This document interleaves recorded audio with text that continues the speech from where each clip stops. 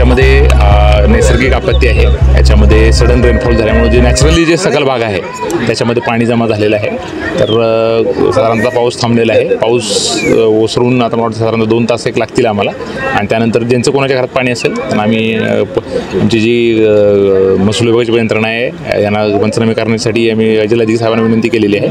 आणि नागरिकांना आव्हान राहील फक्त की जिथं जास्त पाण्याचे प्रवाह वगैरे असतील त्या ठिकाणी विशेषतः मुलांनी किंवा वयोवृद्ध लोकांनी जाणं टाळावं। साधारणतः 2 तास आमची यंत्रणा आहे, ज्या ठिकाणी पाणी कुठं अडले असेल काय असेल तर ते काढण्यासाठी आमची यंत्रणा तिथं तात्काळ पोहोचेल। अद्याप कुठल्याही प्रकारची मदत यंत्रणा या भागात पोहोचली नाही। एनडीआरएफची टीम असो, अग्निशमक दल असो किंवा बचाव पथक जे असो, त्याच्यासाठी ते सांगतो ना, एनडीआरएफची टीमची आवश्यकता नाही आपल्याला या ठिकाणी फक्त हे नॅचरल फ्लो आहे जोपर्यंत जाणार नाही आहे। हे हा नॅचरल सखल भाग आहे, ते एनडीआरएफची टीम कॉलण्यासारखी परिस्थिती नाही आहे। त्याच्यामध्ये आमची यंत्रणा जी आहे ते येऊन फक्त आपल्याला हे पाणी जोपर्यंत वाहून जात नाही तोपर्यंत आपल्याला फक्त पाणी वाहून जाऊन देण्यासाठी जी काही आपल्याला मदत करावं लागेल ते करणार आहे। फक्त नागरिकांनी अजून कोणाच्या घरामध्ये पाणी आहे परंतु फक्त नागरिकांनी काळजी घेणं आवश्यक आहे की अननेसेसरी जिथे पाण्याचा जास्त प्रवाह आहे त्या अशा ठिकाणी जाणं टाळावं। तर इथं पुढे नाला जे बंदिस्त करण्यात आलेलं अशी देखील नागरिकांची हो ना, जे काही आमच्याकडे लक्षात आलेलं आहे त्याला नोटीस पण इश्यू केलेली आहे। आता समजा 1-2 दिवसात नाही काढलं तर आमच्याकडून ती कारवाई काढण्यात येईल। धन्यवाद।